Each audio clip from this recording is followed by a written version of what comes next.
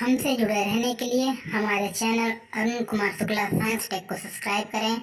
New updates पाने के लिए बेल को दबाएं और ग्रुप चैट और क्वेश्चन पूछने के लिए दिए गए नंबर पर मैसेज करें।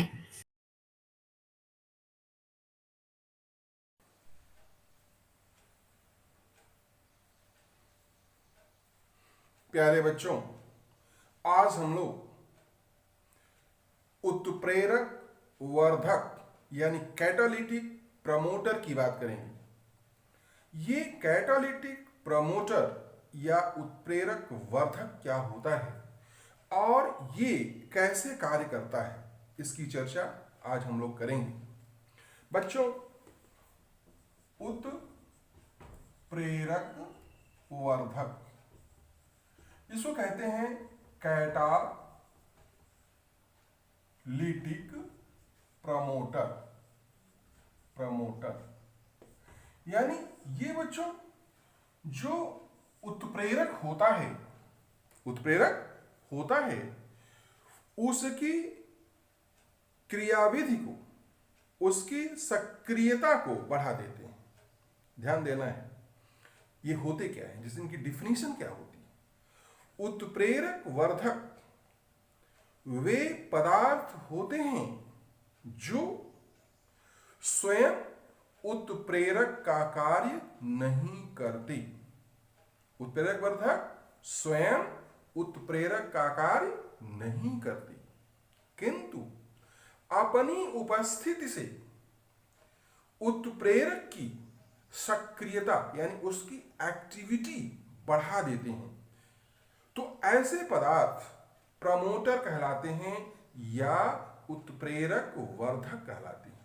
फिर से सुन लीजिए, वे पदार्थ जो स्वयं उत्प्रेरक का कार्य नहीं करते किंतु अपनी उपस्थिति से उत्प्रेरक की सक्रियता को बढ़ा देते हैं, उत्प्रेरक वर्धक या कैटालिटिक प्रमोटर कहलाते हैं।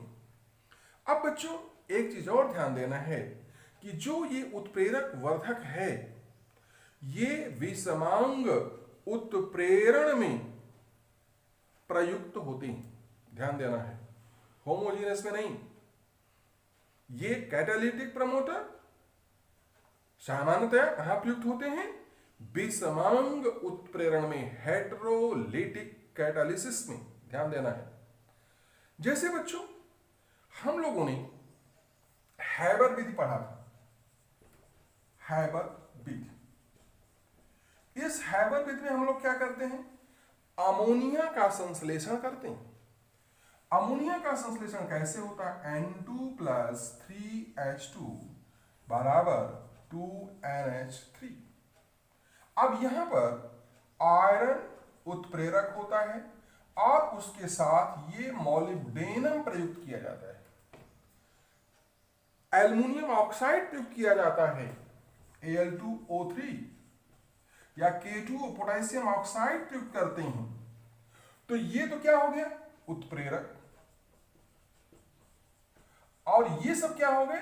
वर्धक। यानी ये इनमें से अगर कोई एक है, जैसे मॉलिब्डेनम उपस्थित है, तो ये उत्प्रेरक Fe की सक्रियता को बढ़ा देता है।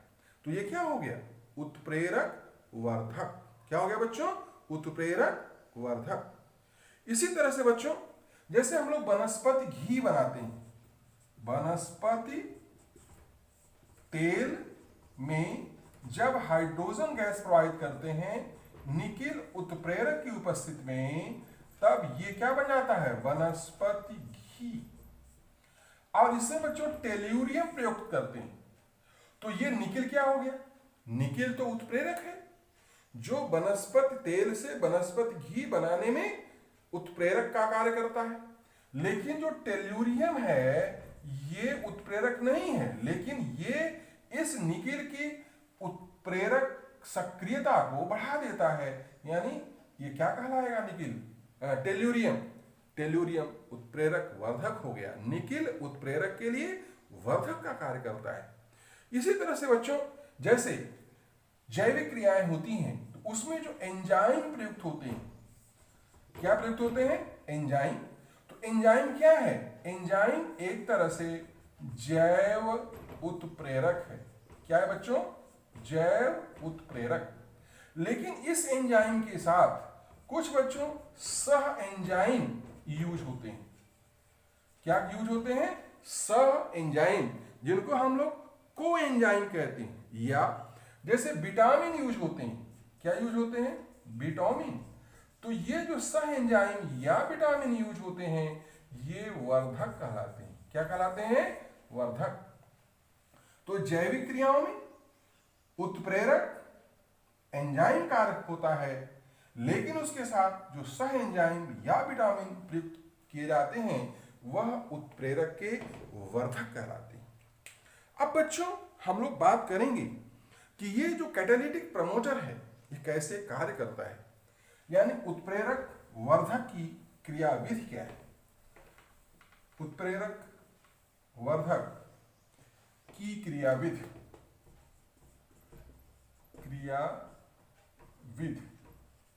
Mechanism of catalytic promoter. अब ये जो कैटालिटिक प्रमोटर है बच्चों, ये कैसे कार्य करते हैं? तो इसके लिए बच्चों ये है कि जो कैटालिटिक प्रमोटर होते हैं, अभी मैंने बताया कि ये विषमोंगी उत्प्रेरण में कार्य करते हैं। तो ये जैसे मान लीजिए कि ये अभी मैंने हैबर विधि की बात की थी, तो हैबर विधि में ये आयरन क्या होता है? उत्प्रेरक। और जो मॉलिब्डेनम होता है वो क्या होता है? वर्धक। तो जैसे बच्चों ये सामान्य आयरन उत्प्रेरक का पृष्ठ है इस तरह से, तो ये आयरन है और इसके पृष्ठ पर आकर के नाइट्रोजन व हाइड्रोजन अधिशोषित होती हैं, एड्सॉर्ब होती हैं। तो कैसे? ठोस के पृष्ठ पर क्या होती हैं? अधिशोषित होती हैं। और जब नाइट्रोजन और हाइड्रोजन अधिशोषित होती हैं तो पास पास आ जाते हैं और रासायनिक क्रिया हो जाती है। और रासायनिक क्रिया होने के पश्चात क्या बन जाता है? अमोनिया गैस बन जाती है। लेकिन बच्चों जब प्रमोटर आता है तो प्रमोटर क्या करता है? इन उत्प्रेरक के बीच बीच में, जैसे ये मॉलिब्डेनम आ गया, यहां मॉलिब्डेनम आ गया, तो ये Fe के बीच में आ गया। और जब Fe के बीच में आ गया बच्चों, तो क्या किया? ये जो उत्प्रेरक का सतह है वो बढ़ जाता है, सरफेस एरिया बढ़ जाती है। क्या बढ़ जाती है बच्चों?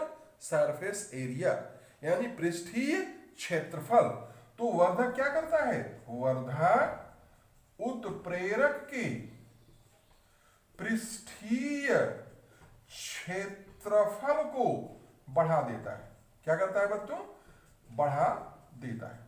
तो जब बढ़ा देगा तो इस पे जो नाइट्रोजन और हाइड्रोजन आ रहे हैं उनकी मात्रा अधिक हो जाएगी।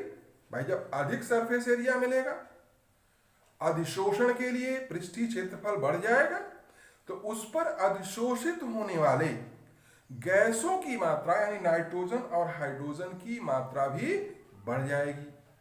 तो एक तरह से कॉन्सेंट्रेशन बढ़ जाएगी। और जब कॉन्सेंट्रेशन बढ़ेगा बच्चों, तब क्या होता है? रेट ऑफ रिएक्शन अपने आप बढ़ जाता है। तो एक क्या हो गया कि यह जो तुम्हारे ठोस उत्प्रेरक के अणुओं के बीच में आ जाते हैं वर्धक, और उत्प्रेरक के पृष्ठीय क्षेत्रफल को बढ़ा देते हैं, जिससे रेट ऑफ रिएक्शन बढ़ जाता है। सांद्रण बढ़ने के कारण अभिक्रिया की गति बढ़ जाती है। तो उत्प्रेरक पृष्ठीय क्षेत्रफल को बढ़ा करके उत्प्रेरक के क्षेत्र पृष्ठ पर अभिकारकों की सांद्रता को बढ़ा देते हैं, जिससे रेट ऑफ रिएक्शन बढ़ जाता है। अब बच्चों दूसरा, जैसे मान लो कि ये एक उत्प्रेरक है, ये एक उत्प्रेरक का अणु है, बीच में आ गया वर्धक, जैसे यहां मॉलिब्डेनम वर्धक आ गया Fe। अब जैसे बच्चों नाइट्रोजन है, तो नाइट्रोजन आकर के इसके ऊपर अधिशोषित हुआ। तो अब यहां दो चीजें ध्यान दीजिए। अगर ये बिना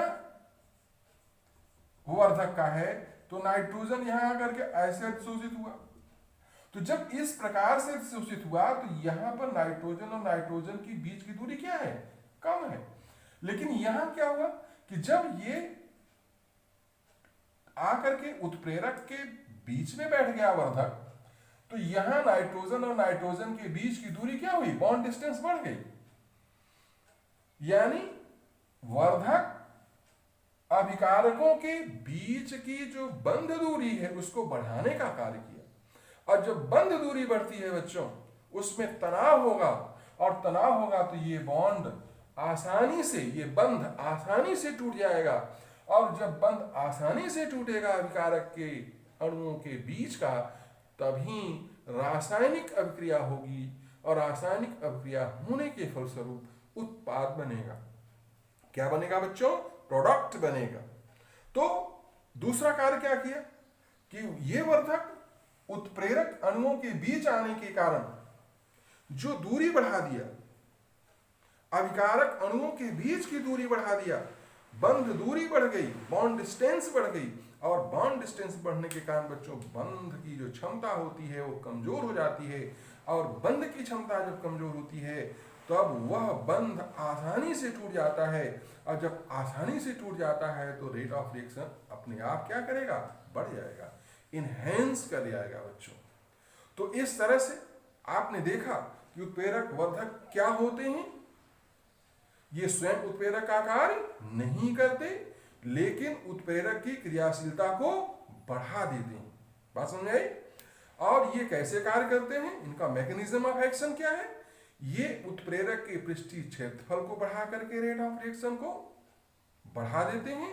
और दूसरा, ये उत्प्रेरकों के बीच में आकर के जो दूरी है वो बढ़ा देते हैं। और जब दूरी बढ़ जाती है तो अभिकारक अणुओं के जो बीच का बंध है उस भी तनाव के कारण उसमें भी दूरी बढ़ती है और वो आसानी से टूट जाता है। इस प्रकार से वर्धक किसी भी उत्प्रेरकीय रासायनिक अभिक्रिया की गति को बढ़ा देता है, अर्थात उत्प्रेरक की सक्रियता को बढ़ा देता है। बात समझ आए। धन्यवाद बच्चों।